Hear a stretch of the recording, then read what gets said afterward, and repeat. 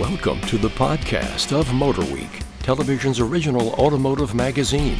MotorWeek is made possible by rockauto.com. Here's your MotorWeek podcast host, John Davis. And thank you, Alec Webb, and welcome everyone to MotorWeek podcast number 239. And joining us today on Zoom, we hope you are, of course, is, of course, our online content coordinator, Jessica Ray. Hi, everybody. Here she is. Our writer, two-wheeling reporter, Brian Robinson. Hello, everyone. And our over-the-edge reporter and producer of the podcast, Greg Carlos. Hello, hello. All right, we've got a trio of vehicles we're going to talk about. We've got a lightning round. We've even got a viewer question. We'll see if anybody has a rant and rave. So let's get to it. And this is very timely because this week that we're doing the podcast, we had the first chance to drive the 2021 Volkswagen ID.4. And for those that aren't clued in, ID is the sub-brand that Volkswagen is using for their dedicated electrified models.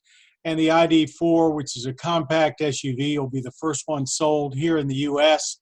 and will eventually be made at Volkswagen's Chattanooga, Tennessee assembly plant. But Jessica just came back from actually having a chance to drive the ID.4 in person. And so I'm going to turn it over to her and let her tell us all about it. Well, it was certainly a positive experience. I didn't have too much time, but I had a good 45 minutes to drive it. It was a pre-production version, so we'll have a more extended time to drive it in a few months. But somebody commented on one of our reveal photos. So some reveal photos that we had, and they said it was an inoffensive design. And when you see it in person, like, that's so true. Like, I felt like it was very inoffensive. Like, when you look at it, you don't feel as if it's an electric car that you're looking at. It's not way out in any way. Correct. And it doesn't have, I think some people aren't a fan of, funky colors, sort of like what we see with like the Mini Cooper that had some neon colors. Maybe some people aren't really into this. I thought that it was very tasteful, and it's a good size. I mean, it's subcompact, but you, like a lot of those subcompact crossovers, you do feel like you're driving a car rather than something that's bigger than it is. I will say that there is no front trunk. We didn't see any in the pictures, and that was confirmed when we opened up the hood. They have some, I think, cooling systems, and like HVAC is in the front area. And then, of course, when the all-wheel drive version comes out, which is an additional 100 horsepower in 2022, that additional motor components will be stored up in the front.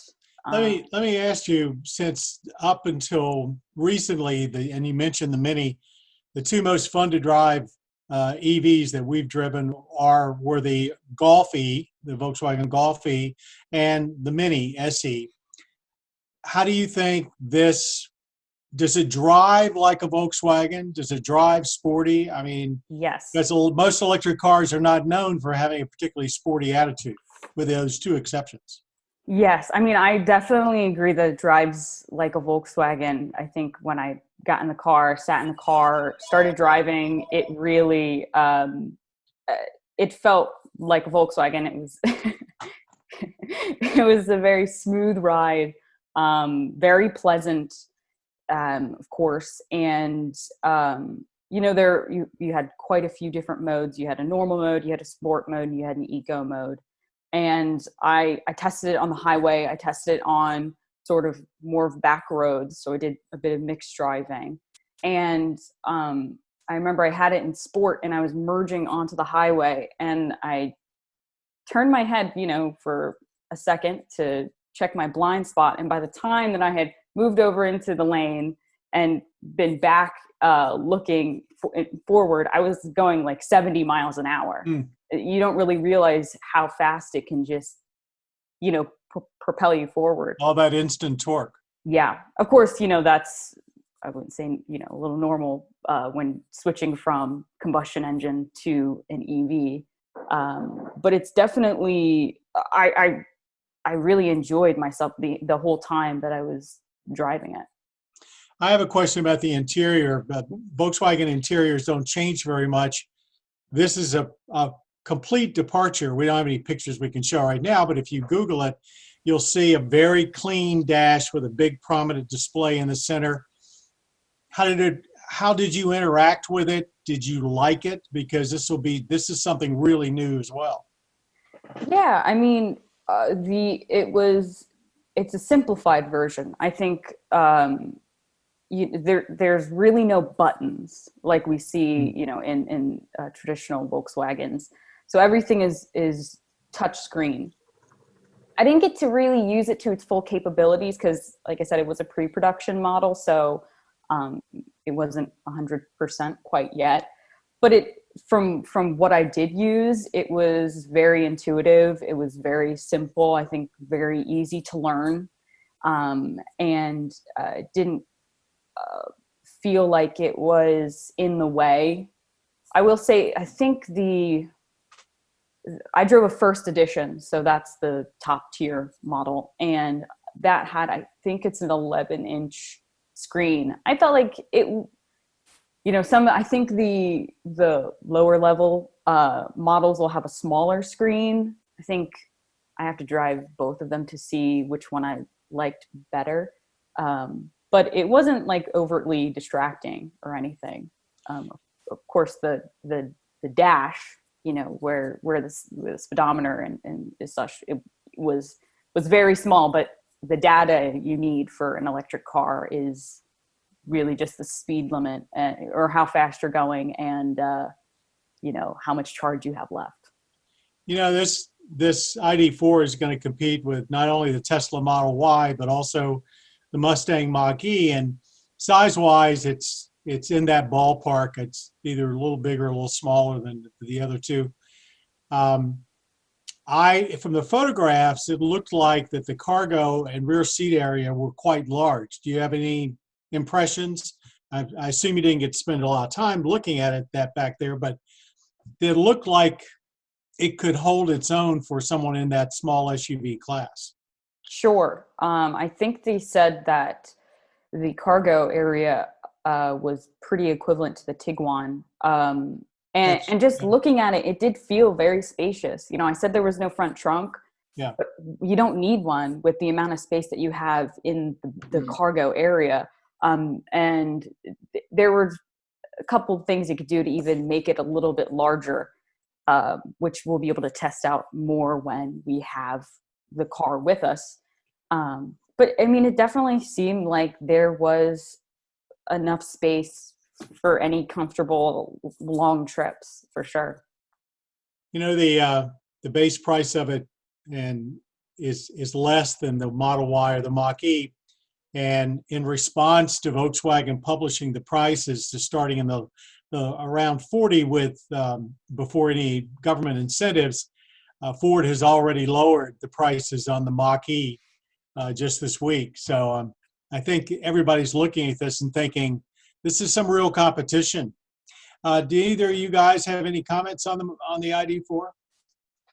Yeah, just briefly, that pricing, as you mentioned, puts it right about where the Bolt EV is. Mm-hmm. It has 250 miles of range, which we should point out.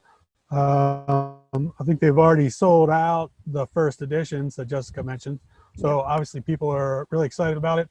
And then Volkswagen's throwing in 3 years of free charging at Charge America, or whatever the name is, charging stations. So, Electrify America. It's ever since Dieselgate happened. Yeah, Electrify America. Ever since Dieselgate happened, Volkswagen said they're putting all their resources into EVs, and this is the first proof of it, and there's a lot more coming. But yeah, if this doesn't make you jump into EVs, I'm not sure what you're. Craig, anything? Yeah, it's to the point of the pricing. They also announced their lease pricing, which I think is under $400 a month. Yeah, $379. it appeals to people, millennials and younger, because we're used to not like actually owning anything. we're basically subscription people, which is fine. I mean, it's for that price. I don't see an issue with it. That same deal where you get the 3 years of charging, which, infrastructure is only going to get better. And, DC fast charging is really what you want. If you're going to make any kind of trip, you're going to want to charge. I think they charge between 5 and 80% in about like 35 minutes or so, which, results may vary, as we've seen, depending on where you are, and prices may vary as well. So I think that is something to keep in mind. I think it's interesting that I'm curious if Jessica, if they even mentioned their Golf EV, because I know they're calling this their first long range EV, even though they did have the Golf EV first. So did they say they learned anything from or e-Golf? I forget what they call it. Yeah. They briefly mentioned that when they were giving me the whole spiel about the ID.4. They talked about how they built upon, the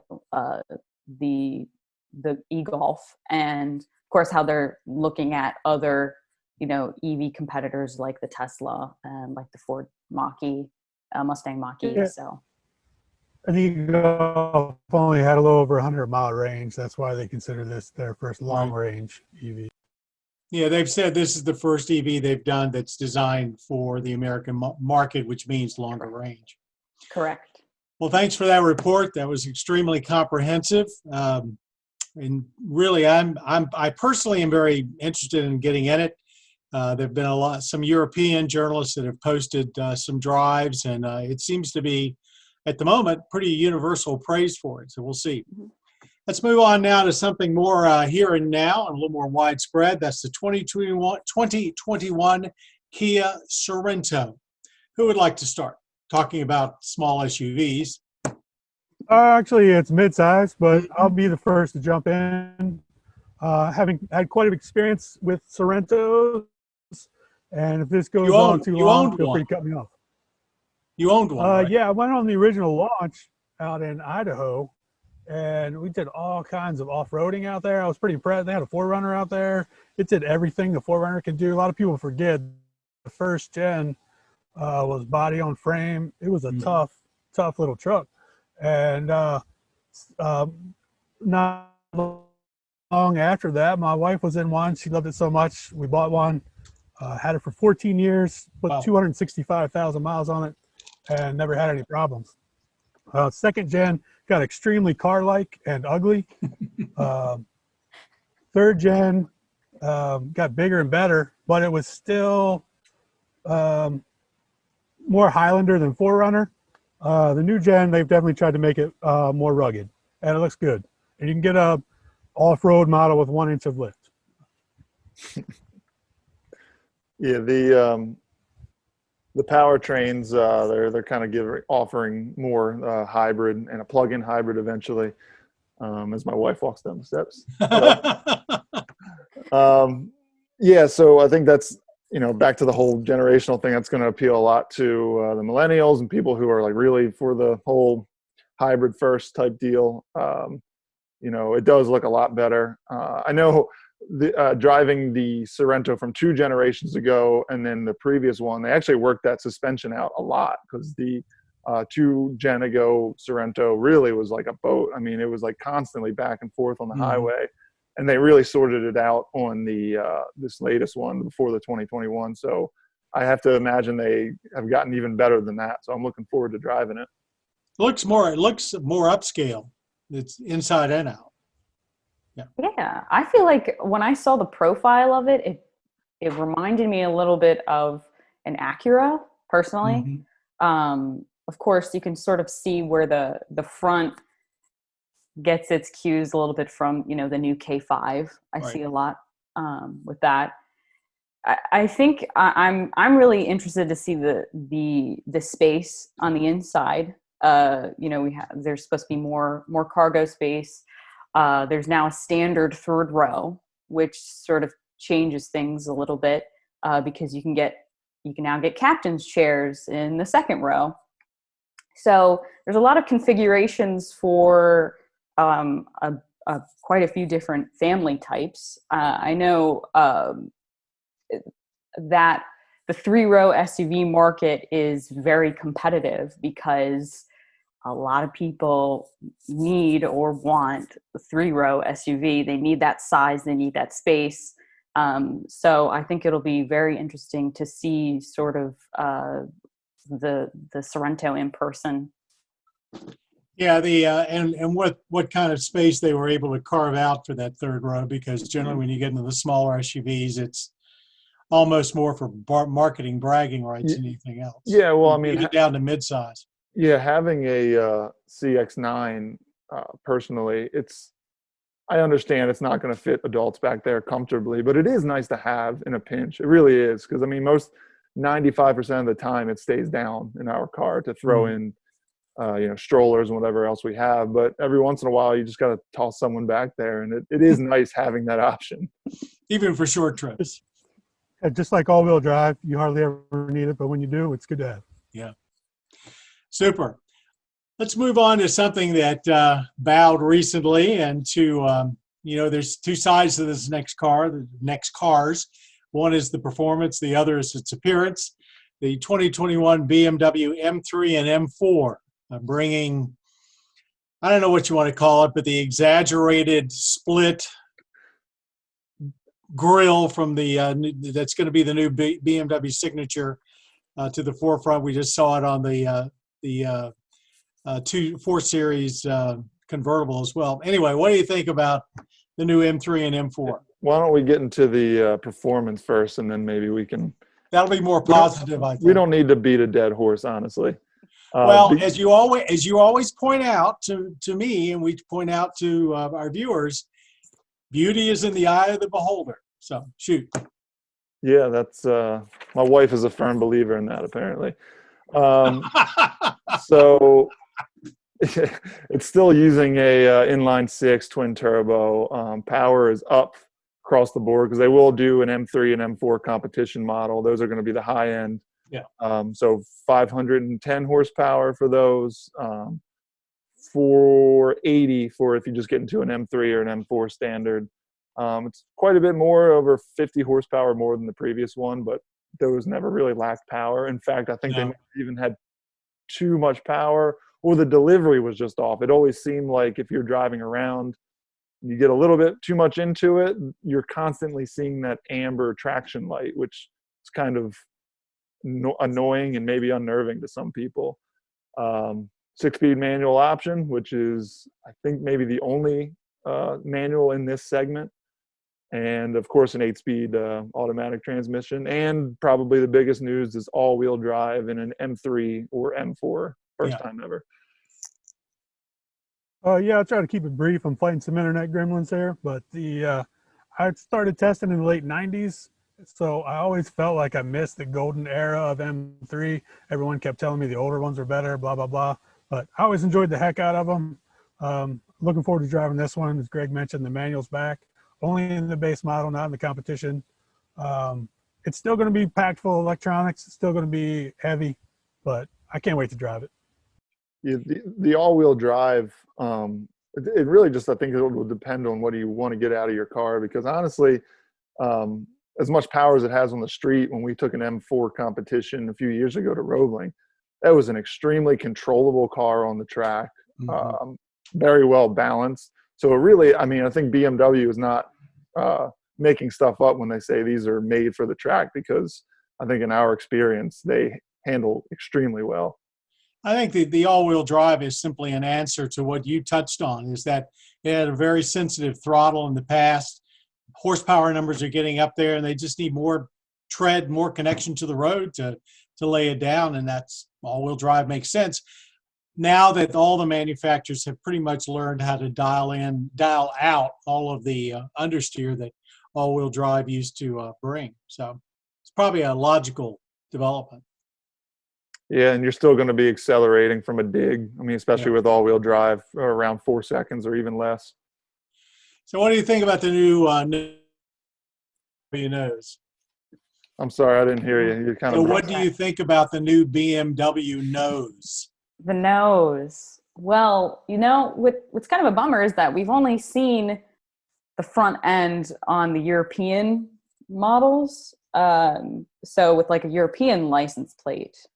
So we get a lot of our testers of BMWs from states that require front license plates. So it will only be a matter of time before we see one. And I don't mind it so much with that European license plate because it's long and spans the grille, but I don't know how it's going to look with an American front license plate. I think that's my reservation. I think when you see it from above, like you are standing, normally, instead of the low angle shots that they always send you in the press materials, I think it's going to look different. And actually, I think it may be less controversial than it seems to be at the moment. Yeah, we got to see it in person, in reality, and not glamour shots. Anything from you two guys? Yeah, I'm in no position to comment on anybody else's nose, as you can see. So, Brian seems to echo that. All right, let's move on then. We have our lightning round, and to my mind, this is the most important single thing that has happened since we last did a podcast. California Governor Gavin Newsom is calling for a ban on gasoline-powered new cars and trucks by 2035, and actually it's diesel-powered too. It's internal combustion engine. The California Air Resources Board is being called upon to work with industry partners to make zero-emission electric vehicles more practical by accelerating the number of charging stations. Is all of this a practical goal? Let me just give a couple more details. It really hasn't been a total ban. It's not a total ban on internal combustion, but it sure seems like it. They are talking about you'll still be able to buy and sell gas and diesel-powered vehicles on the used market. He simply has turned this over to the California Air Resources Board to come up with regulations. A big question is, will you be able to register a internal combustion engine, gas or diesel, that you bought out of state? As a new vehicle? I would be willing to bet they'll say no. So this is in 2035, seems like a long time, but it's only 2 car cycles from where we are today.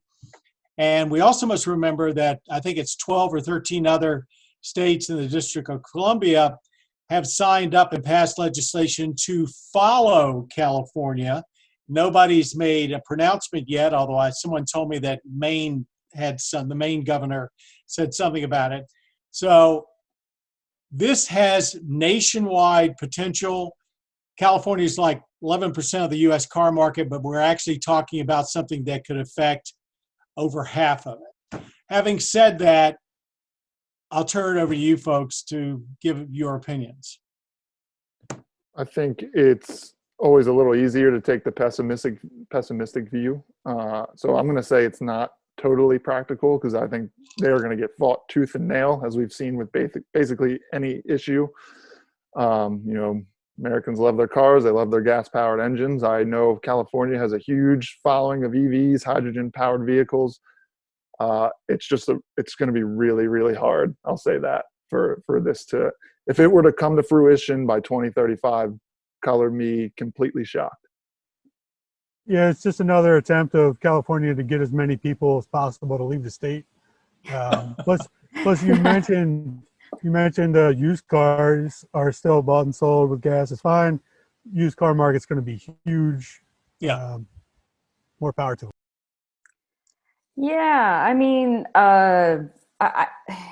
it's a difficult question because I feel like it is very optimistic. But then again, we don't know where technology is going to be 15 years from now. Of course, there's always, if you transition to electric cars and you have more and more people with electric cars in that area of the country, they do struggle sometimes with their energy grid already.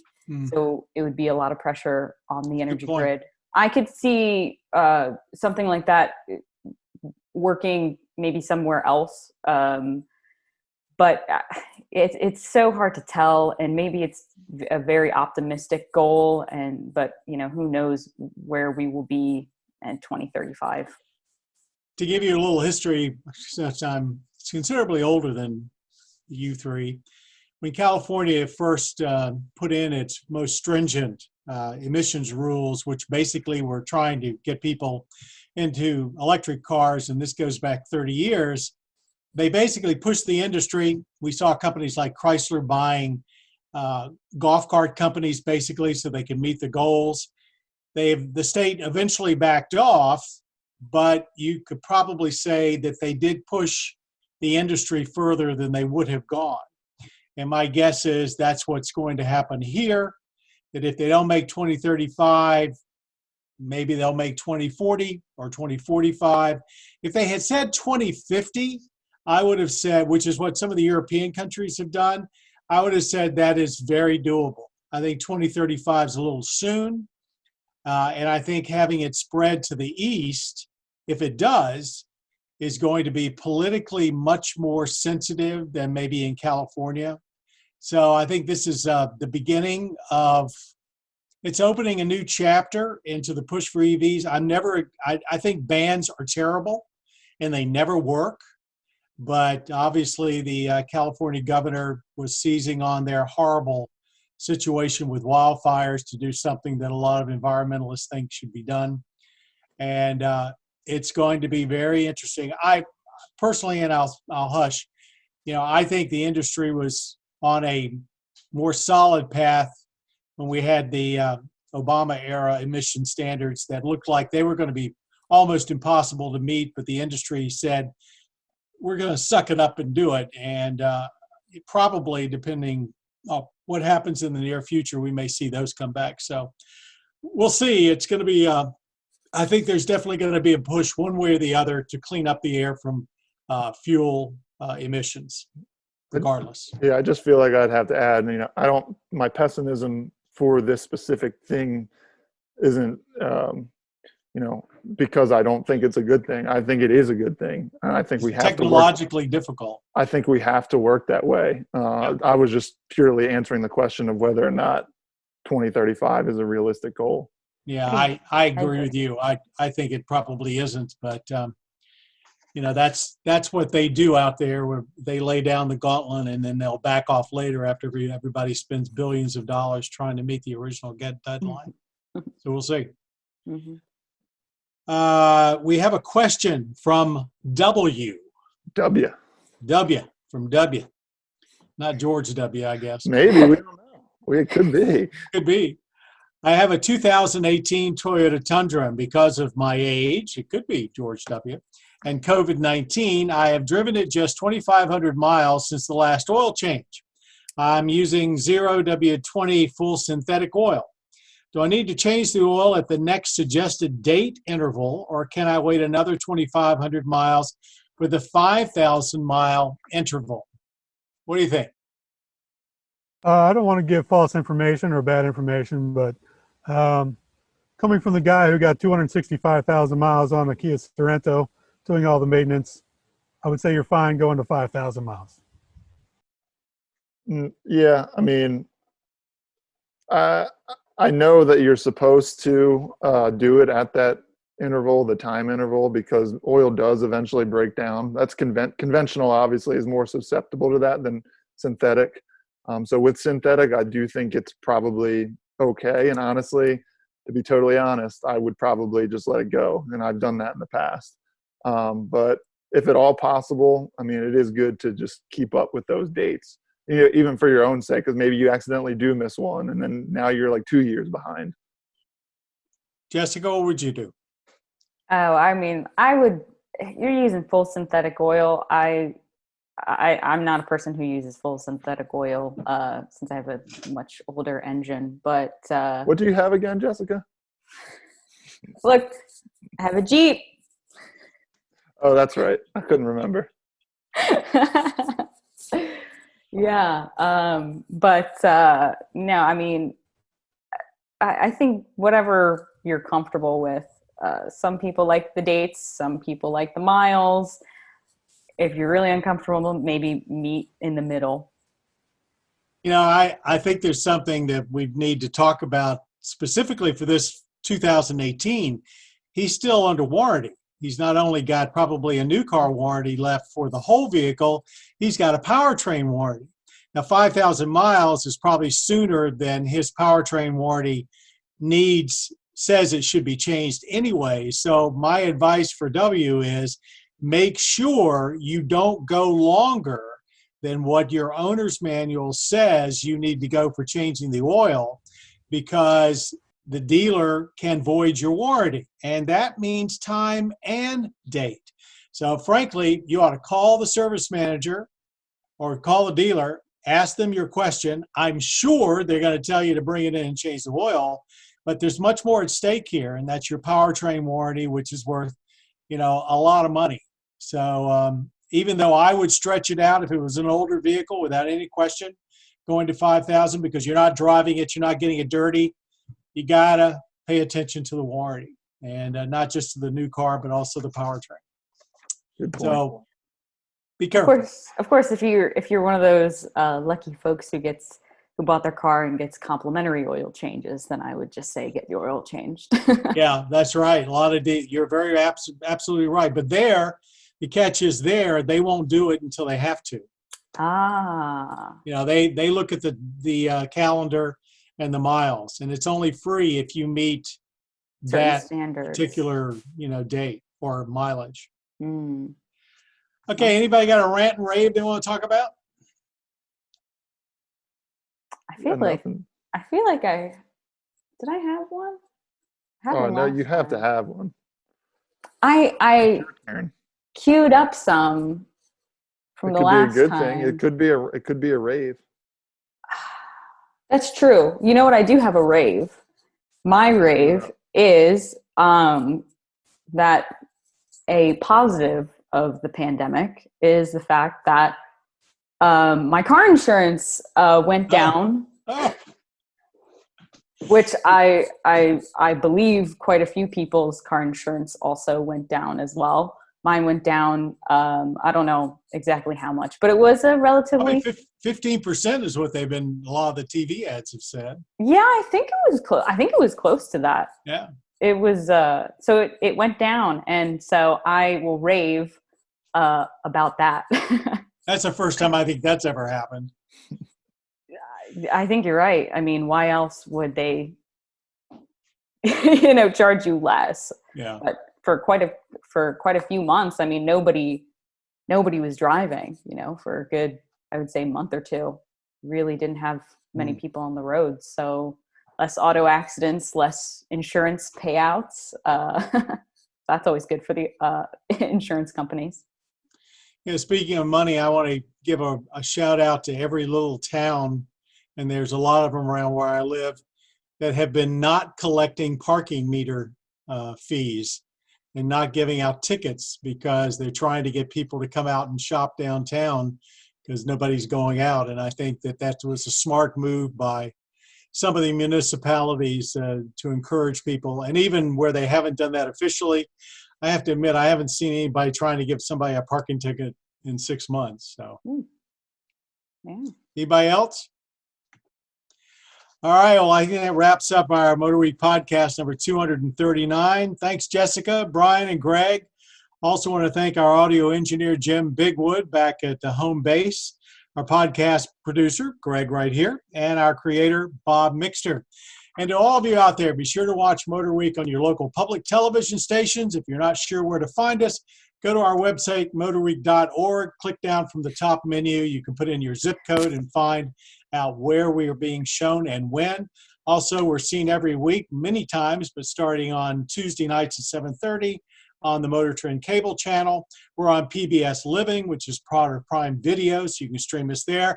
And of course, what Jessica is in charge of, our MotorWeek YouTube channel, youtube.com/MotorWeek, where you can see all of the individual segments we've done, and a lot of the historical too, and an awful lot of material in our first looks that hasn't made it to air yet. So we keep you up to date there and through the website.